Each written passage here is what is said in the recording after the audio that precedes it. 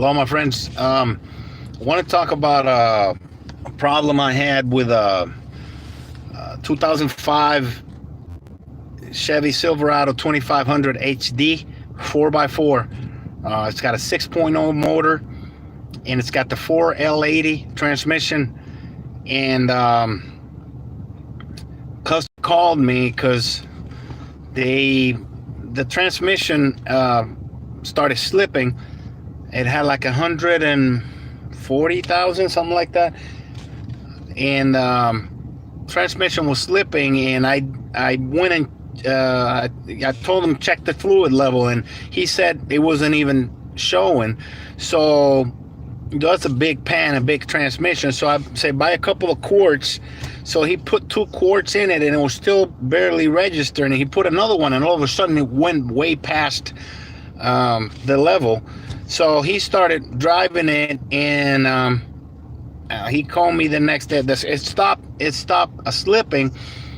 But he called me on his way back from work saying that the transmission, that they have a temperature gauge on the left side of the dash panel, of the control panel, where all the gauges are, and they have a temperature gauge. And he said that it was like 275, really high. They go up to 300 degrees. So I went and checked it, and I checked the fluid. The fluid was really dark black, and I went ahead and decided to empty the fluid. So it's another trick when you go on those transmissions. The lower hose that connects, they have a line, a cooling line that goes into the cooler. It's got a built-in cooler in the radiator, and it also has an oil cooler for the motor oil. So it's got 2 coolers, one on the driver's side, which is for the motor oil, and one on the passenger side that receives the 2 lines from the transmission to cool the transmission fluid. So the line that you want to disconnect, which is the one that comes from the pressure line that comes from the transmission, is the line that's at the bottom. So I do disconnect the line at the bottom, put a hose, probably like a 3/8 hose, and empty it into a 5-gallon bucket. I just run the car and park it, and it will empty.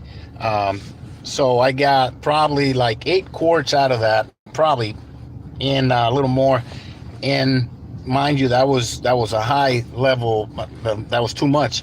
So I took the transmission pan off, took the filter off. I did an inspection on the pan to make sure that it didn't have any metal shavings. The only sign the only wear that I saw was from the normal clutch material, which is that black little pasty substance that the little magnet picks up. That's normal. I cleaned that up, but the rest of the pan was fine, so that I knew there was no internal damage. So I went ahead and put it back, and put the pan back on, put a new filter on it, a new transmission filter, and then I went and got Valvoline synthetic. I'm doing away, per my uncle. He's an expert for 40 some odd years, transmission expert. He's retired now, but he's gone away from Castrol. So he says, look, just use Valvoline on transmissions now, because I don't know what the hell happened with Castrol transmission fluid. They've gone to hell. So do not put cheap transmission fluid you can get.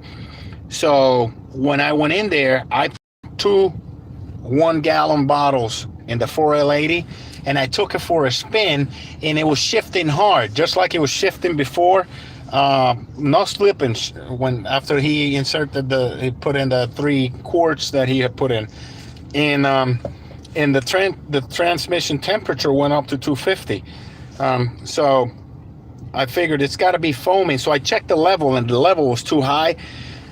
So I took out probably about 2 quarts. I had one of those siphoning pumps that you can buy it at Harbor Freight or anything like that. They're like $5, and you pump it out. So it's got a long hose that you can stick in the transmission dipstick tube and so I pumped out like 2.5, like two, I want to say 2 quarts out, and drove it again, and the temperature went down from 250 to 180. So that's a 70 degree, a huge decrease in temperature. Now you think, oh, that doesn't make sense, because more fluid, it means it has more ways to dissipate heat. Well, that's not the problem. The problem is that the transmissions have a breathing system, where if it doesn't have breathing space for the fumes that get released with heat in there, they have nowhere to go. It pressurizes those fumes and it raises the temperature. It doesn't let the transmission breathe, and it overheats the fluid. So when you take the transmission fluid down, it opens up the passage for the breather to breathe from the crankcase in the transmission body, and it usually lets it out through the bell housing somewhere. I don't know the exact pathway to those breathing channels, but I do know that. So when I talk to my uncle, I say that's what happens.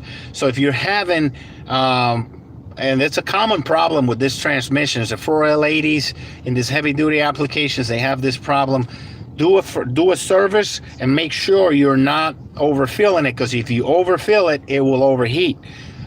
So because I heard I've been reading a lot about it on the internet. So check your level first.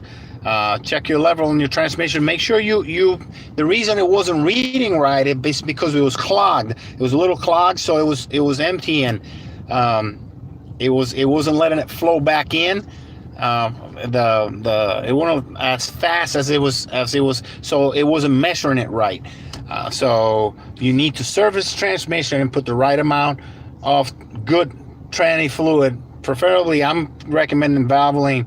I put full synthetic in there, and it's running like a dream. 170 degrees, 175, something like. I even gunned it to see it raced it. I went up to like 180.